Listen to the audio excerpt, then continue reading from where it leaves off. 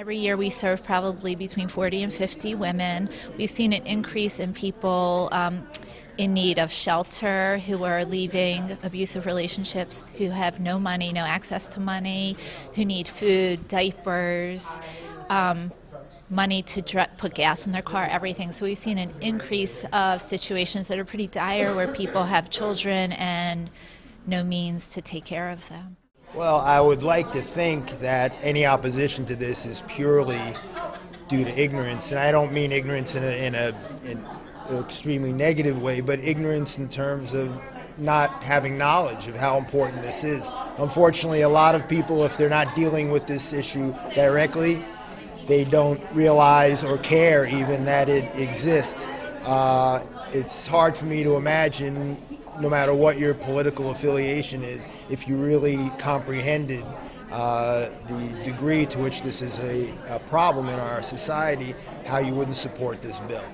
I've been doing this work for 34 years. I know what it was like back in the late 70s, early 80s without the Violence Against Women Act, and I know what it's been like with it.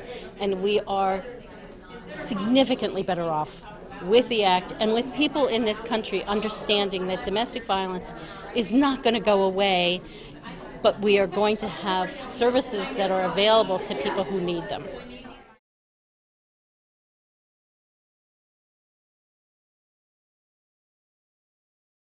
Women and children that we serve within the community are going to find themselves without housing, without education, without access.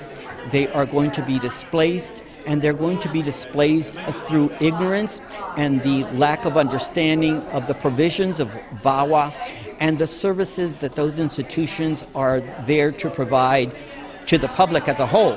Without the funding, there would be fewer services, and VAWA funding saves lives. If you look at the homicide rate in terms of both men and women, that the availability of services has helped to reduce the homicide rate in intimate partner violence situations. If VAWA is not authorized, what we do for women and children would essentially halt.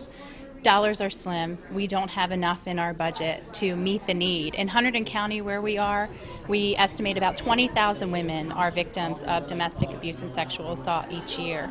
And when you take that and pair it to the national statistic that 75% of the victims are not reaching out for services, if we have cuts and we're only serving 25% of the victims, it would be a critical detriment to the women, children, men, and families of our county.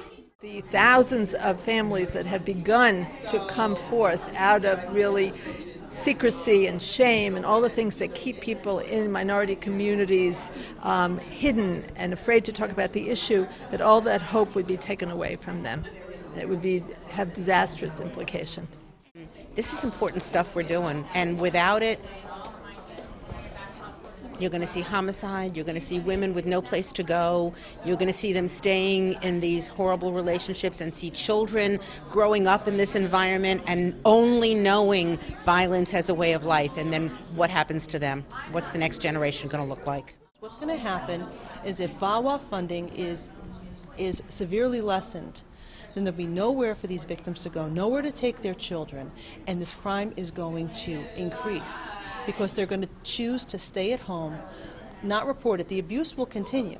So they're going to continue to be abused, and women are going to die, children are going to die, because they have no options. There's nobody there who says to them, we will help you along the steps.